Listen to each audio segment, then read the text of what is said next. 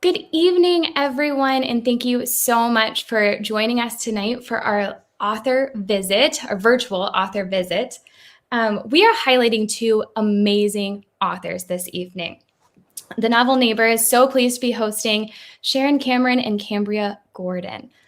Before we bring them on the screen, I just want to talk about them a little bit here. Sharon Cameron is the #1 New York Times bestselling author of The Light in Hidden Places, which was selected as Reese's YA book club pick for the month of December. And that's Reese's and Reese Witherspoon. It is the extraordinary story of a Polish teenager who chose bravery and humanity by hiding 13 Jews in her attic during World War II. When not writing, Sharon can be found shooting her longbow, thumbing dusty tomes, pondering the past, or continuing her lifelong search for secret passages. Sharon is in conversation tonight with Cambria Gordon, whose newest YA book, The Poetry of Secrets, just debuted this past Tuesday. It is a timeless love story about religious intolerance and female empowerment, set against the harrowing backdrop of the Spanish Inquisition. Cambria also dedicates her talents to educating adults and children all over the country about climate change and how they can reduce their own carbon footprint. When she is not writing, her favorite things include picking up trash on the beach. Yes, you heard that right. Singing loudly to Taylor Swift songs, and conjugating Spanish verbs. So, without any further ado, please welcome our wonderful authors for this evening. Hello. Hi, everybody. Hello. Thank you so much for having us. I am so excited to be paired up with Cambria. We have just recently met and just discovered that we share something very special in common. We have the same beautiful, wonderful editor, Lisa Sandell at Scholastic. So we really have her to thank. I think that we're both sitting here. So I'm so excited to start this conversation because my book, The Light in Hidden Places, focuses on one aspect of the Jewish experience, a huge one, the Holocaust, told from the point of view of a rescuer, while Cambria, yours is focusing on a completely different time period and different time of persecution. I kind of joked on some social media that we're going to be talking about Holocaust and the Inquisition. It'll be a lot of fun. Yeah, but I would love for you to tell us more about your book, The Poetry of Secrets, which came out Tuesday, so it's brand new. Before I summarize the book, I just want to say thank you to the Novel Neighbor. I have a soft spot in my heart for St. Louis. My son went to WashU, so I'm very excited to just virtually be a little bit in St. Louis. And thank you to Sharon. I'm so honored to be on the same screen with you. Anyway, so The Poetry of Secrets is the story of Isabel Perez. She's 16. She lives in Trujillo, Spain, and the year is 1481. She is from a family of conversos, which means that they were born Jewish, baptized Christian, and yet they have this secret because they practice their Judaism in the privacy of their own cellar. They cannot tell anybody because that would put them in danger during this time. Meanwhile, the drumbeat of the Inquisition is approaching, and there are spies everywhere, and the Inquisition is looking for Judaizers, which are people who, like Isabel's family, who practice their religion. So to maintain their safety, Isabel's parents have betrothed her, have made an arranged marriage with a very powerful old Christian man who works as like a mayor. It's called the alguacil. He's much older. She does not love him. She falls in love with a different man, and it's the wrong man. So there's this love triangle, there's the Inquisition, and then there's all this family story that's going on between Isabel and her sister and her parents. Wow. Well, when I read the book, one of the things that I was so impressed with in the story was the level of historical detail that you put in. And it felt like a very personal story that you were writing in a lot of ways. And so I would love to hear you talk about your connection to the subject matter and maybe even some of the research you did. My family, my husband, myself, and our youngest son, we moved to Madrid in 2016 for a sabbatical year. I didn't know much about Spain. There's a longer story about why we chose Spain, which has to do with my grandfather, because he produced a film there in the 60s. And I had this very romanticized vision of what Spain could be. And he and my grandmother had gone to Madrid. And that started my love affair with the country. Also, there's a bullfighter on the other side of my family. So I had these intriguing connections. When we were living in Spain, we visited some small towns. We took driving excursions. And on one of the early ones in Segovia, we noticed these placards, these brass plaques on the ground, shaped in the shape of the Iberian Peninsula of Spain and Portugal. And they had Hebrew letters in them. And really they were to let us know that we were in a Jewish quarter. This was a tourist idea. Hey, Jewish tourists, come and just understand that maybe your people lived here. But there was nothing more. There were no archaeological remnants. There was not a brick and not a building that I could find. This began my question, what happened to all the Jews of Spain? Where are they? And I wanted to know more. So that was my quest. I ended up being taken by a wonderful family who we met in Madrid to Extremadura, the area where the book is set. And later we'll show some pictures of that as well. The research came just because when we were living there, I just started reading fiction and nonfiction as much as I could get my hands on, not knowing that I was going to write a book about it, but just really being curious. And once we were taken to Extremadura and I saw the town of Trujillo, Hervás, and Caceres, and then I got to see actual remnants, actual buildings, which I'll show you in a little while. And that was what made me think, wow, I could actually set a story here.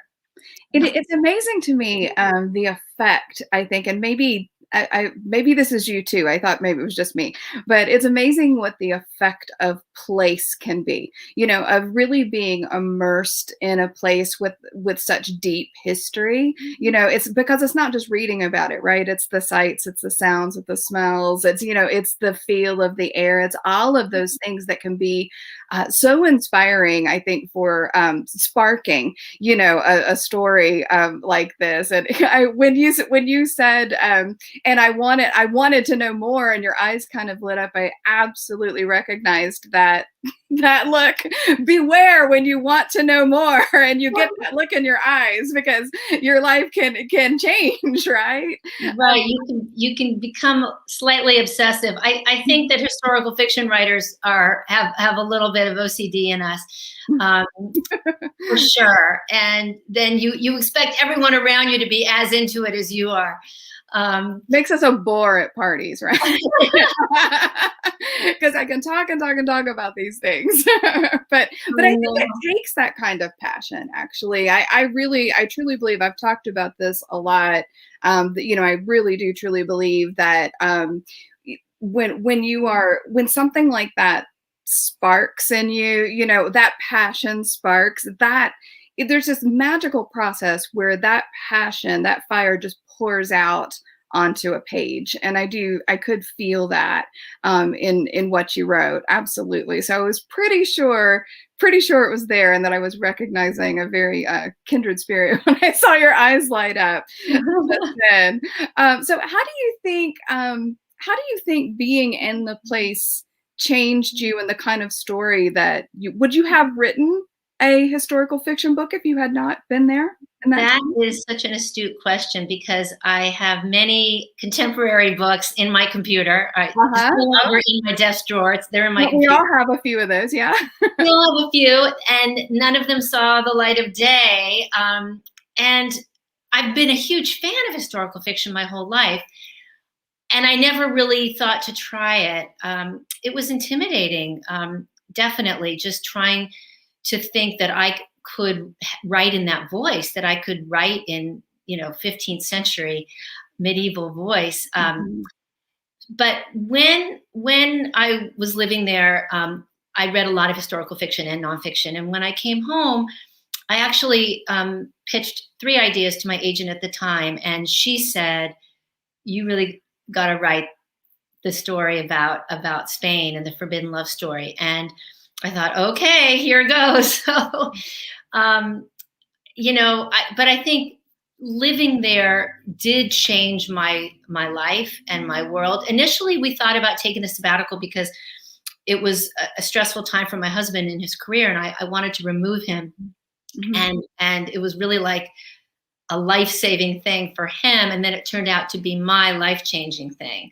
And that's a beautiful serendipitous coming together that I never could have predicted. It's also such a beautiful thing to not just take a research trip, but take a research immersive year in your setting. I can't imagine being. I'm a little jealous as you're talking about this, because I can't imagine being able to do that. But that would be such a wonderful thing. You mentioned something that I always find an interesting question, especially historical fiction that's set in medieval times. I mean, how did you come to the voice, particularly the voice of your main character, Isabel? Because you're dealing with someone who is Spanish, but obviously you're having to write in English, and you're dealing with someone who is living in the 1400s, but that is also a character that needs to be relatable to readers who are reading it,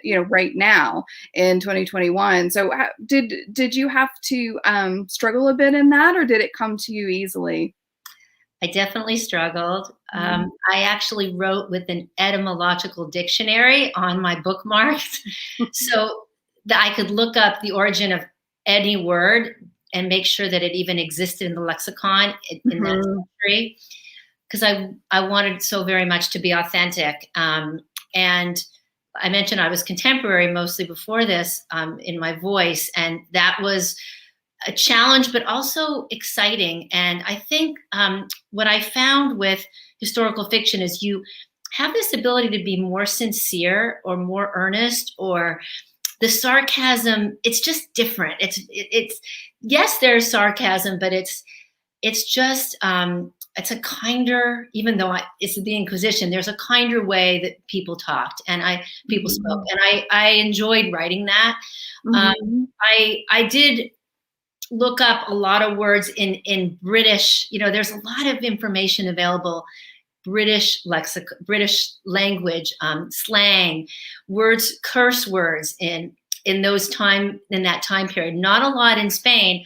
So I tried to transfer that into Spanish as much as I could. But at times I fear she sounds like a British girl, and I didn't really want that. But that was the dominant medieval language then. And it's interesting that you say that, actually, because when I was writing The Light in Hidden Places, I tend to watch a lot of BBC. I watch a lot of, British movies. I listen to a lot of, Britishy things. And so I think those sentence structures are just steep down in my DNA somewhere, they just come popping out. But I found that I had to do the same thing, when I was writing Stefania's voice, who was, a young Polish girl. Polish people don't speak with British sentence structure or syntax, and I had to go through the whole manuscript and excise those kinds of things out so that I wasn't giving a British rhythm to a Polish person. And it was amazing how much of it I found. I thought, wow, it's just in there. That is so fascinating. I noticed, of course, you excised very well, because I didn't notice anything. One of the things I love that you did was you put in these Yiddish words. And my new book I'm working on, I'm doing that as well. And it takes place in Berlin in the 1820s. And anyway, I loved how you did that. And it made me just smile. And my grandparents, I grew up with Yiddish in the house. And so it's been fun for me to insert those terms. And also just the Spanish. I mean, it's great. It's great fun for me to practice my Spanish with the Poetry of Secrets. Exactly. I can imagine.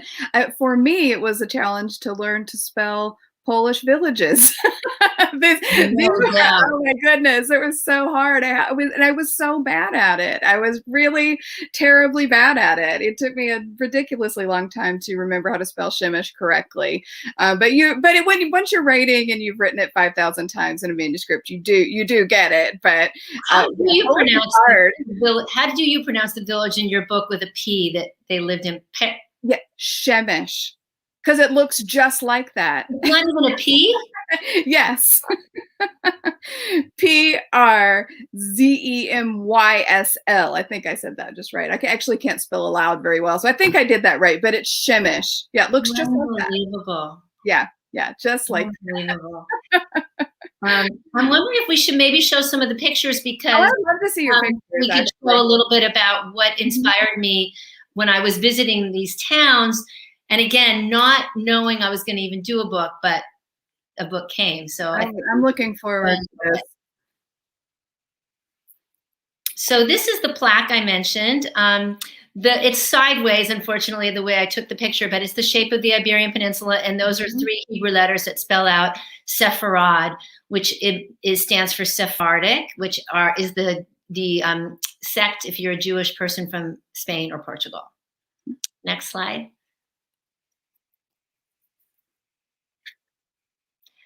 Here's a little stream in Trujillo. So in the book, Diego and Isabel take a horse ride into the forest, and this just sparked, that kind of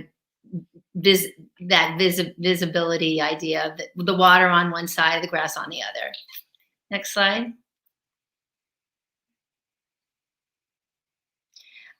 There's a lot of clock towers in my story. There's, they did have church clock towers by that era, and no one had watches yet, but that's how they were able to tell the time, besides looking at the sun. I want to know what's nesting up there. Yeah, that's a stork nest. Is it storks? I thought storks are cranes. Yeah. Yeah. And here are just 2 really old original wells from that time period. And so Diego's always watering his horses with the wells, and it was hard to actually find remnants that were that old, and this was one of them. Next slide. Here we are actually in a building that beneath was a Jewish home, and in my story, the Perez's, the father, is a wine bottler and winemaker, and I pictured their cellar like this, and that's where they had their Shabbat dinners. Next slide. This is actually the Jewish quarter in Ervas. I don't know for sure if these are original buildings, but they look old. And the street's narrow enough to look medieval. Narrow. Next slide. And another passageway in a Jewish quarter. Next slide. It looks like the first one. Next slide. So it's hard to read in this one, but these are Hebrew letters that are inscribed on what is now a pharmacy in Trujillo, and it was a former entrance to a synagogue. And I believe the words translate to "all who enter here are just." Next slide. So this is another plaque that they put in this town of Trujillo to show that this was one of the spots where a Jewish family lived. And those are my toes down below. But nice paint. I like your paint. Don, you see, so there's a boy named Yussi who is a Jewish boy who is outwardly Jewish. They have not converted, and so that's how I got his name. Next slide. This is a list. It's a copy, but it's in the original handwriting of the expulsion list of all the Jews in the town of Trujillo in 1492 who were forced to leave. Oh. Next slide. Oh, it's just some research, little stack of research that I always keep on my computer when I'm working. Next slide. This is the poster of my grandpa's movie, White Comanche, which was— I've totally seen this movie. I've totally seen this movie. You've seen it? Yes, I've absolutely have seen that movie. No way. It might have been one of those things where you rent it from Blockbuster years and years ago, you know, that sort of thing. I've absolutely seen this movie because it's William Shatner. We can't Okay, I'm resist William freaking out. Shatner. I haven't been able to find it. Really? Yeah. I will ask my husband. We'll talk later. I'll ask him where we saw that because I have crazy. Next chapter. Next slide. This is me with my flamenco dress that my grandmother and picked out, and they brought back for me from Madrid. I love that. And I think there's two more pictures. This is my my cousin, Tony Brand, who's bullfighting. This happens to be in Quito in South America, but he did fight bulls in Spain as well. And this is my great grandmother, Fortuné Gourmet. She's in the center. She's a young girl, and this is taken in Turkey. And her family came from Spain and then moved and migrated to Turkey and then came to the United States. So that's it. I love seeing family pictures. I love seeing family pictures like that, and especially when, you know, one thing I really loved about Poetry of Secrets was the idea of the connection through time, because that's something I think about a lot, is the family connections that, you know, move forward and backward through time, and how those patterns, you know, show up again and again, you know, in the subsequent generations. So anyway, I loved that aspect of your book when I got there, and it's towards the end, so I'm not going to spoil or anything. But I really loved that. I have a question. For you. As we were, you were showing those pictures, and I was thinking, when I was researching Light in Hidden Places, obviously I was researching the Holocaust, which I did very, you know, exhaustively, and I did a lot of that research again for my next book, which comes out in October. So I've had really 3 solid years of Nazis as far as research and being just very in depth with that, and it's very dark subject matter. And in Poetry of Secrets, you know, you're dealing with the Inquisition, and you're dealing with some dark subject matter, and terrible things happen to people, as they really did happen to people. So I'm wondering how you handled that research, and how you decided what to put in the book and what to not put in the book, because I think that is always a question of, you know, how graphic is appropriate, you know, in a certain book, and how did that affect you? I found it difficult sometimes, you know, to be immersed in that much darkness. Right. You know, I will say, first of all, I'm assuming, I don't think you're Jewish, and you wrote this book about the Holocaust, and it sounds like you're writing another one. And it's interesting because for me, as a Jewish person, to read about the Inquisition in such detail was so much more horrifying than I thought it would be. And was that a weird echo? I don't know what happened to the sound for a second. What happens to me is that I get really visceral, and I go into these places. And so I really pictured torture. Unfortunately, I really, you know, in order to write that, I'm not going to spoiler alert, but there's a torture scene, and I had to imagine it, and I had to I had to embody the person that it was happening to, and I also had to think about the perpetrator, and that's a very difficult place to be.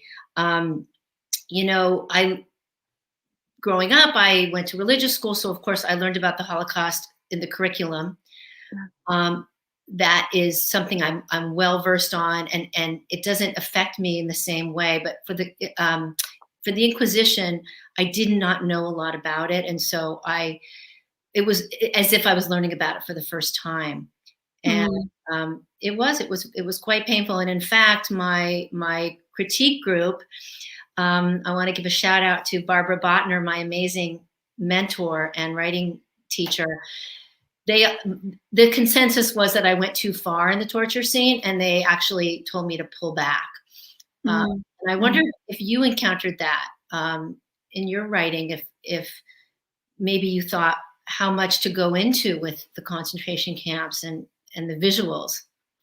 Yeah, I did have to make decisions about what to put on stage, or to allude to, and how much do you want to be there? Now, The Light in Hidden Places is told from the point of view of a Catholic rescuer, so she's not in the situations, but there were a lot of things she saw, and there were a lot of things that the other main character saw that I had to, that I listened to them talk about. And I think what was amazing to me is how much of that trauma actually is still present, in families and in the people that were there. It is not something that, easily heals. So with my book, because I was dealing with real people, some of whom are still living, I wanted to be very careful how I portrayed that. And I wanted to be very respectful of, people that were there. So it was a little bit of a different choice, I guess, that I had to make, because it wasn't just about, whether I should show things or not. But I did have to, I will just back up and say, I did have to make those exact same decisions and look at some of those things from both sides, exactly like you're saying for the book that's coming out in October, Bluebird. And yeah, my feeling is always, whatever serves the story. So if every graphic detail is only there for the purpose of being a shocking graphic detail, then it doesn't need to be there. But if it needs to be there to serve the story and to serve the character in the story, then it needs to be there. And so it's always a very delicate balance. Yeah. It's always a very delicate balance, I think. I really do feel what you're saying, because I feel like, before I went to Poland, I was a person who I knew a lot about the Holocaust. I mean, I'm not Jewish, but history is my thing. And, and I'd listened to hours upon hours of oral histories of survivors and, people who lived through these times, watching Hitler speak and reading his speeches and, looking at all of those things. And I went to Poland feeling like I was quite well versed, in the history. And I think that's why I asked the question of, did the setting change you? Because I'll tell you right now, I went in thinking I knew, but when I took the tour of Auschwitz and stood inside the gas chambers, I didn't know. Yeah. That's what I decided. I did not know. Yeah. Because you have to feel that to really know, even just one little sliver, of what that other person experienced. And it absolutely changed me. It changed the kind of book I wanted to write. And that's exactly why I asked you that question. Yeah. I mean, I have toured those concentration camps, and is in some ways, thank goodness there's no remnants of that in Spain. It's just what's written down. Something that I found, which was fascinating, was it was in the library of the mother of a Jewish friend of mine in Spain, and she had a book it was like a how do I say it? They were reports of the Inquisition. It was from the 16th century, so it was 100 years past my story.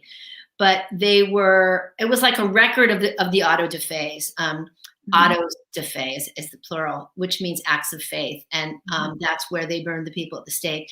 So I got to see this beautiful old book, and she translated it for me.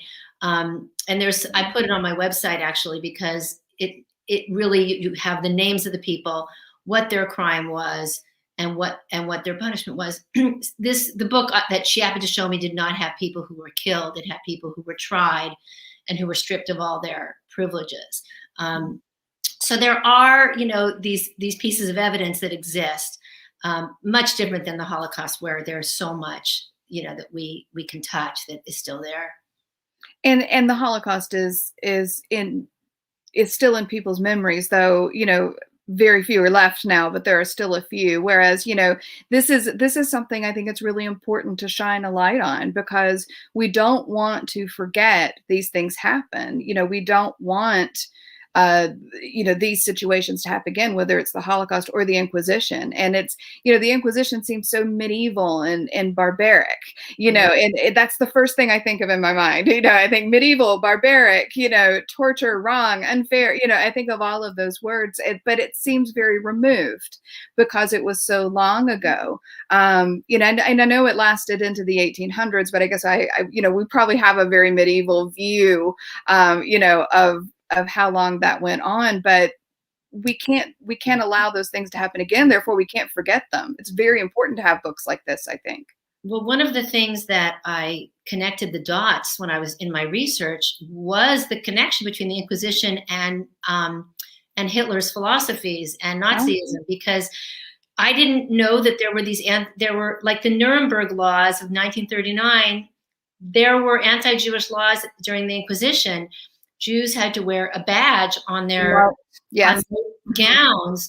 They couldn't wear expensive cloth. I mean, they had to wear this kind of sackcloth. They couldn't have professions in certain fields.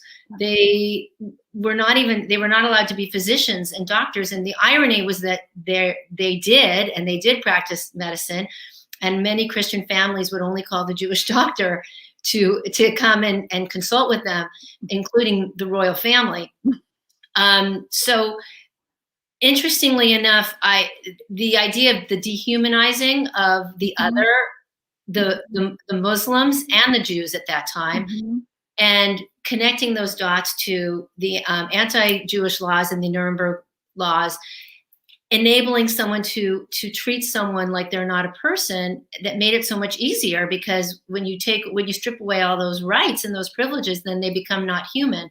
So that to me was amazing. And I wouldn't be surprised if Hitler didn't read some of the tractates and the information that was out, which is available now from the Dominican priest during that time, which were really anti-Semitic.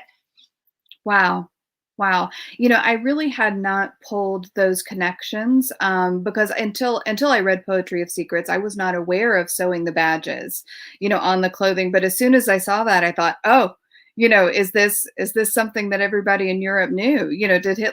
Would Hitler have been aware of that? So it's interesting that you were drawing those parallels while you were writing. And, and I think that for exactly, I touched on this a second ago, but for exactly the reasons you just said, I think that's why it's important to have these kinds of books, so that we can walk in these people's shoes, so that because nonfiction is wonderful. I love nonfiction, but we are geared as human beings to respond to story, and story is powerful, and when we can read these stories about these people who lived through these horrific times and walk those steps with them, I think that's where we pull so much truth out of our fiction, and that is what allows us to create that empathy that the world is so in need of still. It's not like these hatreds and these sentiments died. They're still out there and alive and well. So I just feel so strongly that having books like Poetry of Secrets that you're writing is it's an important thing for us to have out there in the world, to keep that, to create that empathy where maybe it wasn't there before. Well said. Very, very well said. Well, I feel like historical fiction is very important, for those reasons. And so if you're out there writing it, write some more. I think that's important for us to have right alongside with the nonfiction and the facts. It's feeling versus facts. That's I have this quote on my website that says, it's someone famous who said it. It's history. History gives us, if I'm going to ruin the quote, history tells us what happened. Historical fiction tells us how it felt. Yeah. And I just truly believe that. And I'm just so hooked now on historical fiction. That's the only thing I want to write. I was going to ask you if you've heard of this organization called Facing History Ourselves. No, I haven't. They're just an amazing group. I just watched one of their talks where they had Isabel Wilkerson, who wrote Caste, which is a very popular nonfiction book right now. And she takes 4 different groups of civilizations of people, and one of them is the Nazis, and goes into the power that happened between the ruling class and the lower class. And but anyway, what Facing History Ourselves does is they go into the classroom and they make sure that kids know of all these things that happened, not just Jewish stuff with that happened, oppression over through many different minorities, because it's not curriculum, it's not de rigueur for every school to cover this. So I just love them, and I'm contacting them about my book too, because I'd love to try to connect the Inquisition with their curriculum in some way. And again, I think it's so cool to have a book like yours out there, because while we do have, there are a lot of Holocaust books out there, the Inquisition is something that, maybe we don't remember as much. So I think that's a really worthy cause. And it just, again, it makes it, it really tells me that these books are about now. You were talking about, facing history, these historical fiction books, they're books about now, because they're books about human beings. And while situations may have changed, the human beings haven't, and a lot of these issues haven't changed. They've just taken a different form. Right. Yeah. I mean, I think whether it's Spain in 1481, it's Poland in 1941, and it's a small town in the Midwest in 2021. You have someone who feels unaccepted, and you have someone who feels like they're not part of the majority. And you have a power struggle, whether it's at school with bullying, or in the government, or with your, the higher ups of your church, or your king and queen, and it just, or your minister, or your leader, or your president. So I think these, and you always can imagine what it feels to be in love. And no matter if there's cobblestone streets or paved streets. So I do hope that people who read these books can relate to them in some way for what they're going through right now, and I hope that we carry these lessons forward and don't make the same mistakes. Absolutely, and that, again, that's the power of books and literature and story. I mean, I think that's really what it's all about. Yeah. Full stop. It's a beautiful thing. So what have you got coming up next? You alluded a little bit. Can you tell us a little bit more about what you're fooling with? Sure. So I'm only like a third of the way through, but I do have the idea of the whole story. But it takes place during the Romantic era.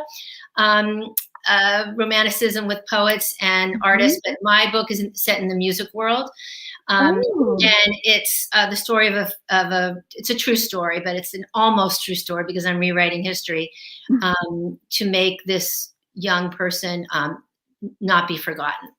And so I don't want to say who it is because I'm still working on it, and I just don't want to put it out into the ether quite yet, but.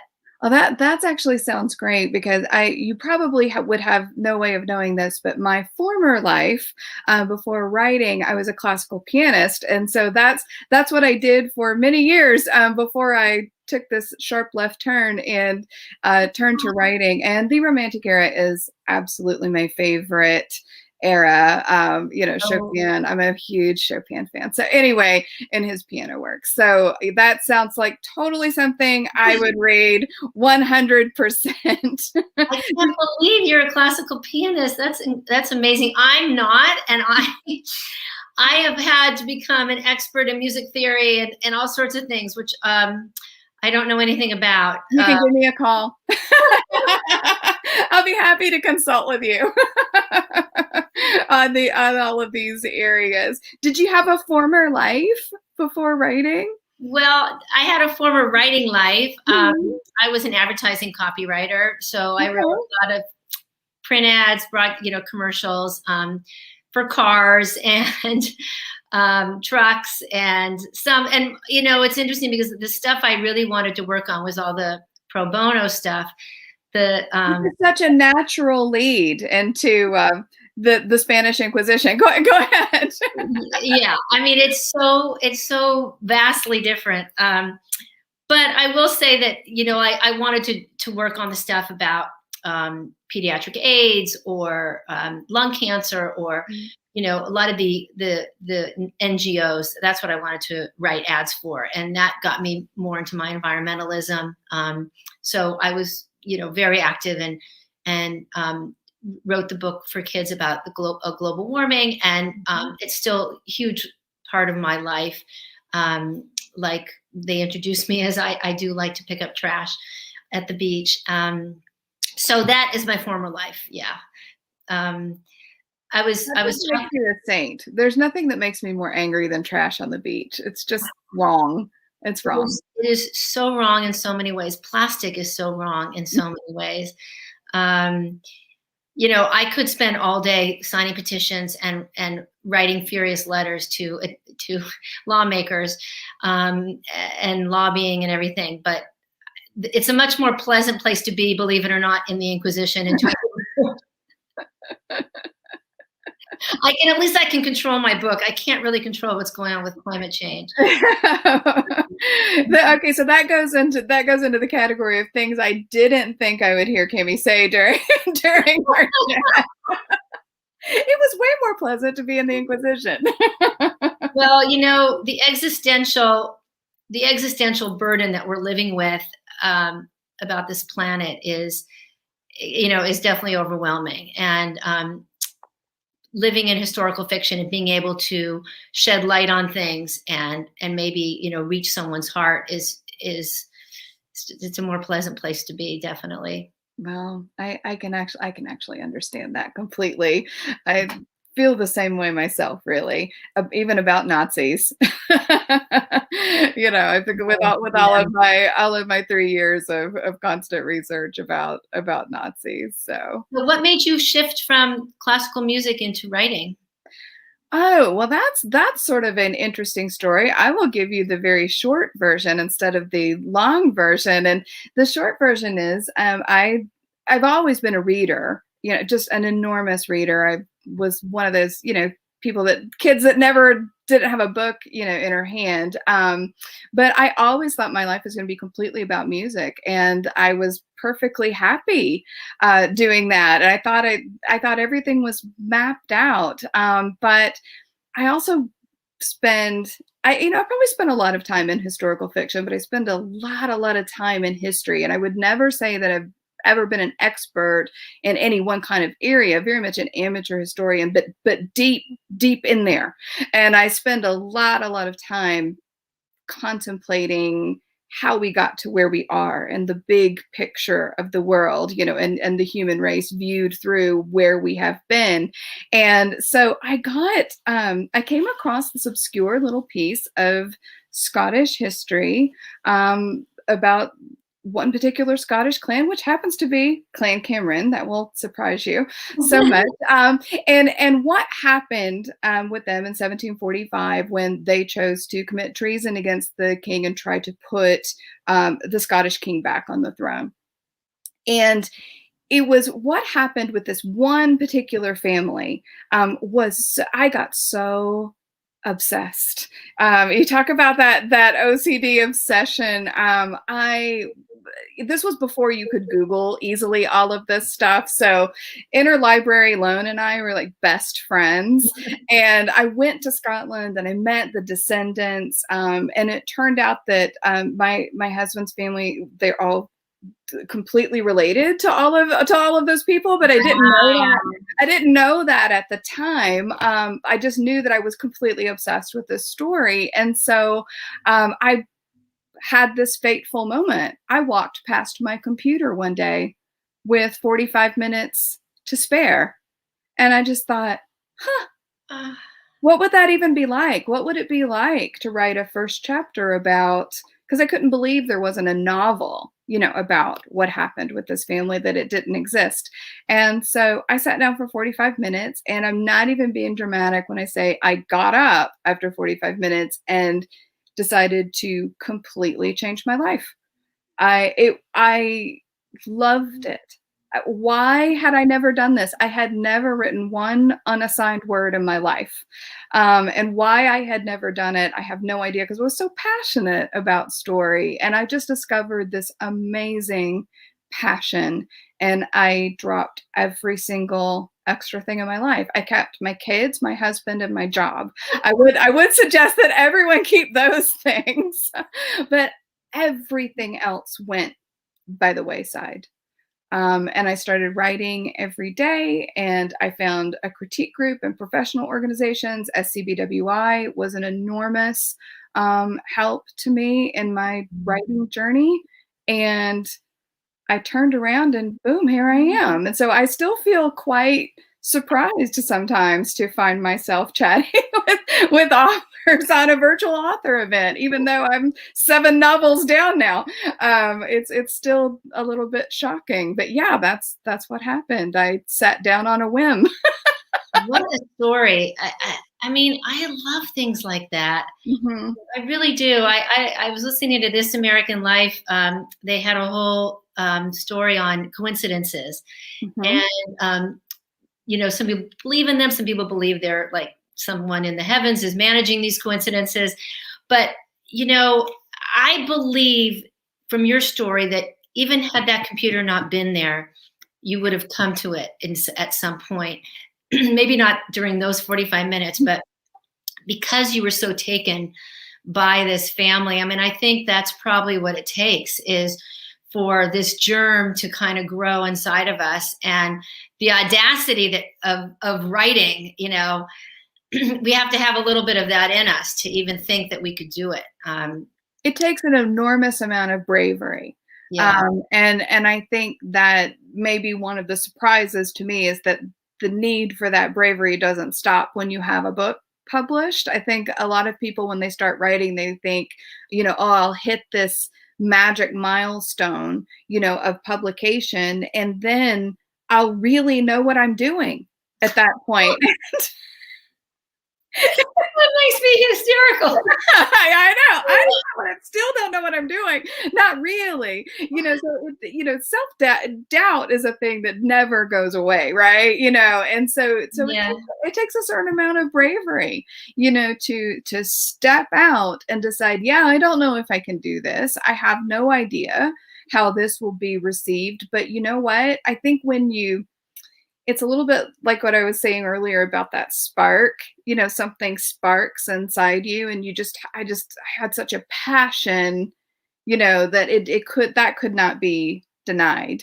And I had to try, and I would have done it, and I'd still be doing it whether I was published or not. And I think that's what I always tell people who are just starting out and writing, is just make sure you're enjoying that journey. It's not all about, getting to that one milestone, because then you're really just changing your challenges at that point. You're just accepting new challenges and moving forward. But you have to love that process and that journey that you're on. That's really the important part, and that's the part that changes you. I can't imagine it. What would I be doing if I was just still? And especially during the pandemic, like, how lucky are we that we can sit here by ourselves on our computers? I have quit writing so many times. Oh, have you? Yeah, over the years. And just because of all the, the rejections and the non-publications. And then a few months later, I go, well, I can't help it. I have to keep writing. This is like how I want to spend my time. And so, yes, that the journey and the process is very joyous. But the idea that we have figured it out, I mean, this is only my first novel, and even writing my second, I've started over already 7 times and thrown it completely out. And be a contemporary with a girl here and then a girl in 1800s. It's all a challenge every time you sit down. Oh, absolutely. And I think a lot of it too is just the whole idea that you have to give yourself permission to get past that bad first draft, because everybody writes a terrible one. All of those first drafts they're terrible. Yeah. And you have to give yourself permission to write it, and get it out. So I hope that's encouraging, baby, to other people who want to write out there, because I as scary as it was, I think the scariest thing I've ever done is hit send the first time to my critique group. I was terrified. I sat there for 10 minutes looking at the button to see whether I could do it or not. And it doesn't get less scary, but it gets just more joyous, I think. Yeah. But thank you so much for this lovely chat. I can't wait till we can hang out in person. Oh, me too, Sharon. Hi, Stephanie. We see you. We see you. Is there a big hook coming out that's gonna? No. I'm here because we have some questions from the audience. Yeah. There's a couple times during this where I just wish you could hear that I was laughing out loud in the background, which I'm sure I'm not the only person that you've made do that during this discussion. So thank you. It's been so entertaining. We had some fans drop in to say that they are also very into facing history. So that was a great Thank you for turning me on to that. And we had a question for you, Cambria, about did you find any seeds of the 15th to 16th century Spanish expulsion of Jews showing up in the American Southwest? This is from Michael Wolf, and he said, I vaguely recall hearing about some secret, quote unquote, secret Jewish families in Santa Fe, New Mexico. Hi, Michael. Yes, that is true. Because it wasn't a part of my story, I couldn't include that, but I had done some research on it, and I was fascinated by that, about people who light candles in their basements or on Fridays, and they're Christian and they don't understand why they do that. One little anecdote. So yes, in New Mexico for sure, there are descendants from Spain. In one, at the end of my book, is not a spoiler alert, I'm just going to say that there's a little anecdote that came from a woman named Noah, who's a friend of my husband's and mine. When she was a young girl, she always would point to the stars, and her grandmother would slap her hand down and say, don't do that. And no one ever understood why. Well, her grandmother explained that her grandmother was Israeli. And her grandmother said that in her family, she was always told, don't point to the stars. And it was determined that in Spain, it comes from Spain. And the end of the Sabbath is indicated by 3 stars in the sky. That's how you know you can get back to work using your electronics nowadays. But back then it was, okay, Shabbat is over. And if you pointed to the sky, the inquisitors, the spies, would see you and would call you out, and you could be taken in. So it was a no-no. And I bet that in New Mexico, people are doing that and not knowing why they can't point to the stars. Oh my gosh, that's so interesting. I did not know anything about that. So I've learned so much this evening already. We have another question for, and Michael would like to say thank you. They purchased a book for their granddaughter. So, so another question that came through is for both of you. And when you were creating these characters and writing them, or in post-publication, have you ever thought about if your story were to be turned into a movie or a television series, and who would play some of your favorite characters? You can go first, Sharon. Oh, thanks. Actually, I don't think about that.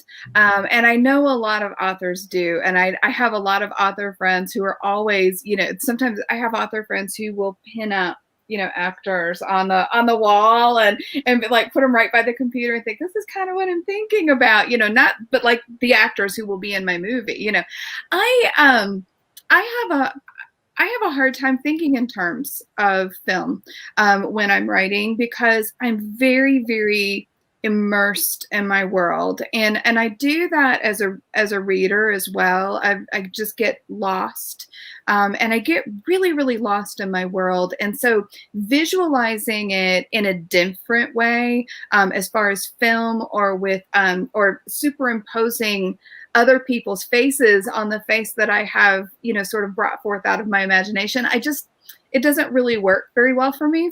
So I never do that. We'll see. Unless when they ask me to cast it, I'll think about it then. Do you do it, Cambria? I don't do it at all. True confessions, my husband is in the entertainment industry, and he's working on a Ruta Sepetys book, and so that's really cool because I get to live with him, and I adore her as a writer. And but I know one of the members of that critique group that I found. We've been critique partners for years and years, about 15 years now. I watched your event together. Yeah. Mm-hmm. Poetry and prose. So anyway, I don't go there because I just want to sell my book. I just want to publish my book. I just love the prose, and I just want to have it be on the printed page. And if it's in the stars, to have it be more than great. And so I never think about that. But I will say that one of the bloggers who interviewed me, she's young, and that's what she asked, like, who would you cast? And so I did go there for her, and I thought of Ana de Armas, who would be a good Isabel.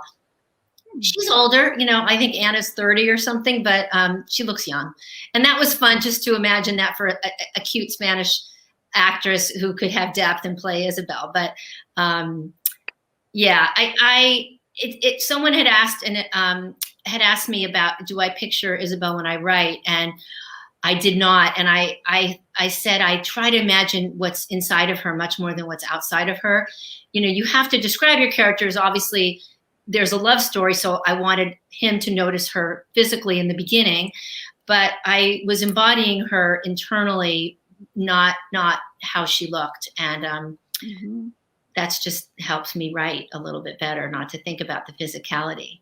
And I think it's nicer for the reader, actually, because then the reader can create a bit of their own picture. And I think you're right. It's the personality and it's the soul that's important. It really is. Yeah. That's a lovely question, though. And I think one final question that came through is, have you picked up any new hobbies during quarantine? Oh. Fun. Although it sounds like your picking up trash on the beach hobby is pretty quarantine friendly.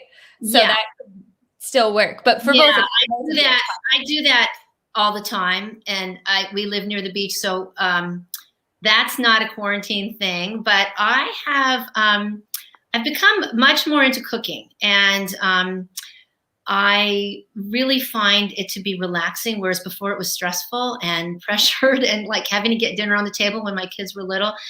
And now at 5 o'clock, I set my writing down, and I go downstairs and I think about what recipe I want to do, and I put on a podcast. And that's been my joy this quarantine, is like really coming up with not inventing them, but I mean, producing them. I use recipes. I definitely use recipes. So that's been my fun quarantine. And actually I did one of my Sephardic grandma's recipes, which is a frittata, a spinach frittata. And I made that, which was really fun. That's awesome. My new hobby was making my deadline. Which I didn't make. as our editor could tell you if she wanted to. Oh, no. So yeah, so that was kind of, I had a book due, so quarantine was all about trying to get my book done. So I didn't pick up any new hobbies. But how excited we are to read it. Oh, I hope so. I hope so. I enjoyed it. It's an interesting one. That's awesome. Well, thank you so much to both of you. This has been such an entertaining conversation. I feel like I've both learned a lot tonight. I've laughed a lot hearing you two talk back and forth. And for like a minute, I feel like you've had me convinced that I wanted to become a writer, which is like not true. That's I'm very much, I love reading books and I love selling books, and there's no desire deep down for me to become a writer. But you both talked about the process with such excitement and inspiration that I'm sure you've inspired many other writers. Wait till you walk past your computer at the wrong time. then we'll see what happens. Then we'll talk. Oh, no. Oh, man.